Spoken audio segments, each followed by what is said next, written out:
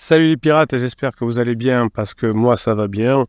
Oh, on se régale, on est là, on est présent, on progresse, vous êtes ensemble avec votre conjoint depuis 5, 10, 15, 20 ans et tout d'un coup votre conjoint vous a dit je t'aime plus, je crois que j'ai rencontré quelqu'un d'autre. Eh bien vous êtes dans la phase 3 du couple, une phase très traditionnelle dans la vie de couple. Soit vous gérez bien cette phase comme la plupart des pirates et vous restez ensemble, soit vous faites comme des amis, comme des connaissances que vous avez, ou celui qui n'était pas en crise a commis plein d'erreurs et vous interdit et se sont séparés. Vous êtes bien, on est ensemble, vous avez les formations, vous avez l'aide des pirates pour y arriver, on va s'en sortir. Alors aujourd'hui, je voulais vous parler du déni de réalité. On va apprendre à définir le déni de réalité, à reconnaître ses manifestations dans son couple. Évidemment, vous savez que le déni de réalité sous-tend à des mécanismes psychologiques que vous avez vu comme le biais de confirmation, comme la projection, comme la rationalisation, comme la dissonance cognitive. Vous avez notamment une formation complète sur les biais cognitifs. Ceux qui ont fait cette formation se sont aperçus qu'il y avait beaucoup de choses à apprendre et que ce qu'on apprenait pouvait être effectivement ensuite mis en place dans beaucoup de domaines. Évidemment, ce qui va faire un déni de réalité, c'est la peur, la honte, la culpabilité, l'orgueil, l'habitude. Donc votre conjoint a souvent des dénis de réalité et par l'effet projection, vous le reproche. Oui, t'as un déni de réalité, c'est fini, c'est mort entre nous.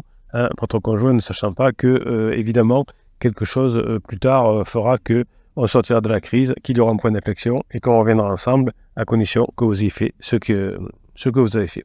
Alors pour savoir si vous êtes dans le déni ou si votre conjoint est dans le déni, si vous êtes dans le déni de réalité ou non, vous pouvez faire évidemment une série de questions qui vont vous interroger sur votre relation. Vous allez évaluer votre niveau de satisfaction, de communication, de confiance, de respect, d'engagement dans votre couple. Très souvent, quand vous êtes en coaching, vous passez votre temps à critiquer votre conjoint qui vous fait du mal et c'est bien compréhensible, mais ça ne permet pas beaucoup d'avancer pour retrouver son conjoint. Donc vous allez réfléchir sur qu'est-ce qui fait que vous voulez récupérer votre couple, comment vous allez fonctionner en phase 4, et vous n'êtes pas dans un déni de réalité, vous savez que votre conjoint est tout pourri entre guillemets pendant sa crise existentielle, mais que ce n'est pas sa faute et qu'il va pouvoir ensuite revenir comme il était avant. Donc le déni de réalité peut se manifester par différents signes dans votre couple. Par exemple, vous allez minimiser ou ignorer des problèmes. Vous allez éviter ou fuir les conflits. Vous allez accuser ou blâmer l'autre. Donc, il est important de ne pas fuir les conflits. Quand votre conjoint veut dire « faut qu'on parle », vous n'allez pas fuir. J'étais tout à l'heure en coaching avec une personne qui me disait « oui, mais à force de traîner, de dire que je veux pas en parler, à force, ça fait fuir ». Mais je disais évidemment que c'est surtout pas ce qu'il faut faire. On accepte le conflit, mais on accepte le conflit dans des conditions acceptables. C'est-à-dire qu'on ne va pas en parler parce que votre conjoint a pris un coup de pression par pansement.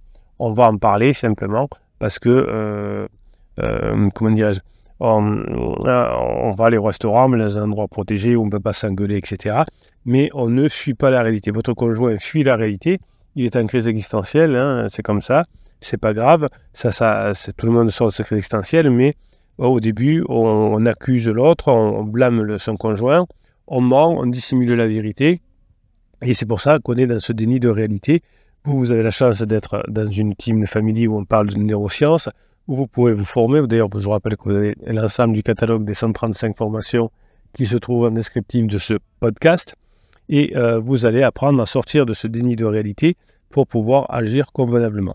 Pour sortir du déni de réalité, il est important que vous identifiez vos signes de déni et que vous en preniez conscience. Il est important aussi que vous identifiez les signes de déni de votre conjoint et que lui, s'il n'en a pas conscience, à votre conjoint, donc lui ou elle, vous en avez bien conscience. Donc vous allez utiliser un journal dans lequel vous allez noter chaque jour les situations où vous avez nié la réalité dans votre couple et où votre conjoint a nié la réalité.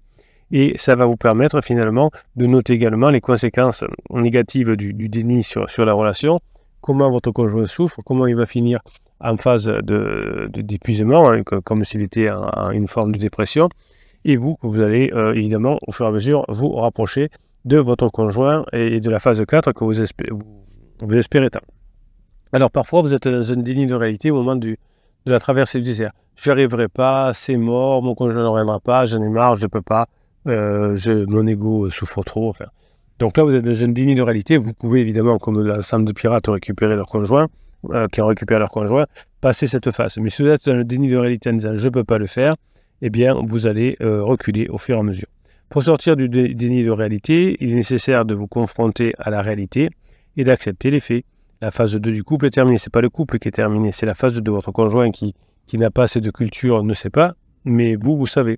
Hein, vous allez vous poser un certain nombre de questions et vous allez remonter à la cause profonde du problème, hein, c'est-à-dire que votre conjoint ne veut plus être en phase 2, vous étiez bloqué en phase 2 et vous allez passer en phase 3. Dans le déni de réalité, par exemple, parfois on dit oui, mais ça ne sert à rien de se former, c'est trop cher, je ne sais pas quoi. Et là, on est dans un vrai déni de réalité et on n'arrive pas à progresser. Donc, quand vous êtes dans le déni de réalité, vous dites pourquoi il ne faudrait pas que je me forme. Il faut que je me forme si je veux conduire une voiture, si je veux avoir un emploi, si je veux faire du sport, si je veux apprendre à peindre. Tout ça, c'est la formation. Pourquoi alors que je ne sais pas comment récupérer mon conjoint, comment passer la phase 3, pourquoi je devrais l'avoir comme ça, attendre que j'ai une infusion divine, je sais pas quoi, un logiciel qui me serait implanté pendant la nuit, qui serait que tout à coup, sans rien faire, eh bien, je saurais gérer la situation. C'est impossible. Hein, c'est comme si on se réveille un matin, qu'on veut parler espagnol, qu'on n'a jamais prévu si on veut parler espagnol. Eh bien, il faut que j'apprenne. Donc, au début, on nie, par exemple, des choses comme la réalité par rapport au pansement. Hein, souvent, quand on fait un coaching, vous êtes au début, on dit « Non, mais moi, je crois qu'il n'a pas de pansement. » Et puis, on me rappelle 15 jours après, on me dit « Bruno, quand vous le saviez, vous aviez raison. » Parfois, on dit « Oui, mais moi, je veux le garder parce que je l'aime. » C'est pas parce que vous aimez quelqu'un que vous allez, comment dirais-je, rester ensemble. Parce que je pense que finalement, il n'y a que moi qui peux le rendre heureux ou qui peut la rendre heureuse. Hein, il n'y a que moi qui peut faire ça. On peut dire parce que je vois qu'il est malheureux et que je vais le sauver, donc le syndrome du sauveur. Tout ça, c'est des dénis de réalité. Souvent, on est fluidé parce qu'on a peur d'être seul, on a peur d'être rejeté. Et si on a peur d'être seul et rejeté, eh bien, on va faire des bêtises, on va pas arriver à récupérer son conjoint. Si vous avez une faible estime de vous-même, vous aurez parfois, si vous voulez, aussi des risques de déni de réalité. Donc, le fait de faire des formations, le fait de se faire aider par les autres pirates vont vous amener à sortir de cette ligne de réalité et faire ce qu'il faut. On ne peut pas récupérer son conjoint si on n'apprend pas, si on ne se sent pas. C'est bien d'écouter les vidéos, c'est bien d'écouter les podcasts, c'est bien de lire sur Telegram les écrits du capitaine, mais si on ne passe pas par la formation complète, alors c'est bien de voir des podcasts qui expliquent pourquoi il est important d'apprendre à parler anglais aujourd'hui, mais si ça ne fait pas apprendre l'anglais.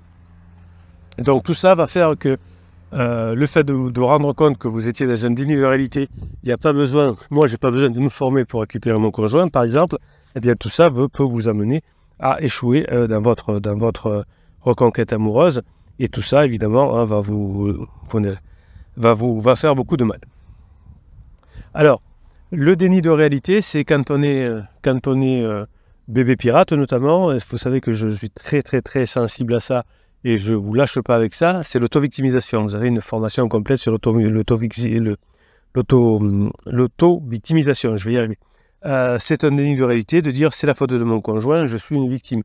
Votre conjoint est aussi une victime de sa crise existentielle, parce que voilà, c'est pas agréable non plus, mais vous n'êtes pas une victime, vous êtes juste quelqu'un qui doit se mettre à bosser pour comprendre comment fonctionne le couple et comment on passe cette phase que tous les couples traversent, qui est la phase 3. Donc le déni de réalité qui consiste à dire c'est la faute de mon conjoint, je suis une victime, est quelque chose qui vous empêche d'avancer, puisqu'on dit c'est pas de ma faute, c'est la faute des autres, donc c'est aux autres à se former et à changer. Souvent on me dit ça en coaching, en disant oui j'ai bien compris que c'est moi qui vais récupérer le couple, mais je trouve ça injuste parce que lui il doit faire une part de son travail. Oui, il le fera plus tard, c'est-à-dire que quand il aura compris que vous êtes au top, que vous êtes l'homme de sa vie ou la femme de sa vie, eh bien pour vous garder, il sera obligé de se former, il sera obligé d'apprendre pour répondre à vos besoins. Donc pour sortir du déni de réalité qui consiste à dire c'est la faute de mon conjoint, je suis une victime, eh bien il est important de prendre conscience de vos reproches et de vous remettre en question. Si vous êtes trop en colère contre votre conjoint, vous ne pourrez pas le récupérer. Donc vous allez prendre une liste de tous les reproches que vous faites à votre conjoint sur un ordinateur, sur une feuille. Par exemple, vous pouvez lui reprocher d'être égoïste parce qu'il pense qu'à lui, qu'il ne s'occupe pas des enfants, qu'il est infidèle, qu'il est distant, qu'il est méprisant, qu'il est irrespectueux. Cette semaine, on parle de la formation sur le mépris. Hein, et souvent, vous me dites, il est méprisant, mon conjoint ou ma conjointe est méprisante. Oui, d'accord, donc ça, on a vu que c'était méprisant, mais la bonne question, c'est comment je fais en sorte pour qu'il soit plus méprisant avec moi. Vous savez, cette histoire de doigt, hein, chaque fois que vous pointez le doigt vers votre conjoint, vous êtes dans un déni de réalité, c'est la faute de lui. Voilà ce qu'il fait, il a un pansement. Et quand vous mettez le doigt vers vous, voilà ce que je dois faire, voilà comment je change, voilà comment je récupère mon conjoint. Je récupère mon conjoint. Donc pour chaque reproche que vous faites à votre conjoint, vous allez vous demander si vous êtes sûr que ce reproche est vraiment vrai. Si vous avez des preuves concrètes, si vous avez déjà exprimé votre insatisfaction à votre conjoint, si vous avez cherché à comprendre son point de vue, si vous avez observé des solutions pour améliorer la situation. Oui, vous pouvez vous dire, je suis une victime parce que mon conjoint m'a trompé, hein, je suis une victime de la tromperie de mon conjoint, mais en réalité, on dit comment je pourrais m'améliorer petit à petit pour récupérer mon conjoint. Et là, on sera plus dans la chance de revenir ensemble. Sortir de l'idée du déni de réalité, je suis une victime, vous permettra d'identifier vos comportements qui sont toxiques. Le déni de réalité, qui consiste à dire c'est la faute de mon conjoint, je suis une victime, va vous amener à adopter des comportements toxiques dans votre couple. Par exemple, vous allez être dans le contrôle, la manipulation, les critiques, le chantage, la menace, la violence. Je vous parle de tout ça dans la formation « Comment sortir des interdits ». Vous allez sortir des interdits que vous faites avec votre conjoint et vous allez vous rapprocher de votre conjoint. Donc ces comportements peuvent nuire à votre relation et à votre partenaire. Pour sortir du déni de réalité, il va falloir que vous identifiez vos comportements toxiques et vous allez voir les comportements négatifs, évidemment les effets négatifs de la critique, du chantage, de la menace, de la manipulation. Parfois dans le groupe Facebook, sur le groupe Facebook, vous avez évidemment, je vous ai parlé tout à l'heure de Telegram, vous avez le lien pour aller sur Telegram et sur Facebook en descriptif de cette vidéo, juste sous le catalogue des formations. Vous pouvez noter tous vos comportements toxiques que vous avez eus pendant la phase 2 de votre couple également. Si vous avez fait la formation sur comprendre des interdits, vous verrez qu'il y a beaucoup d'interdits. Et vous verrez aussi, et ça c'est pas mal, que vos comportements toxiques, comme le contrôle, comme la manipulation, comme le silence radio qu'on conseille de faire, étaient liés à des émotions négatives. Comme j'avais mal, je faisais ça, j'étais trop en contrôle parce que je souffrais trop. Donc l'idée, si vous voulez sortir comment on appelle ça, du déni de réalité, vous devrez finalement sortir de « je suis une victime » en changeant le discours intérieur négatif et destructeur qui est le vôtre. Par exemple, vous pouvez vous dire « je mérite d'être aimé ». Je mérite d'être aimé et je vais faire ce qu'il faut.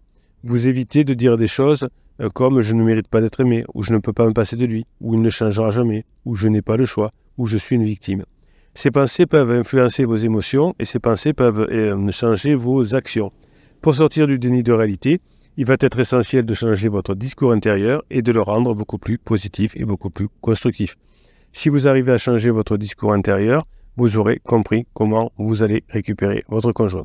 Vous allez utiliser ce que j'appelle la technique du stop. Vous l'avez dans la formation sur les ruminations, qui consiste à interrompre des pensées négatives, des ruminations, en disant un stop à haute voix et dans votre tête. Vous pouvez même dire, moi j'aime bien faire ça, tu me saoules. À la petite voix, vous dites, tu me saoules.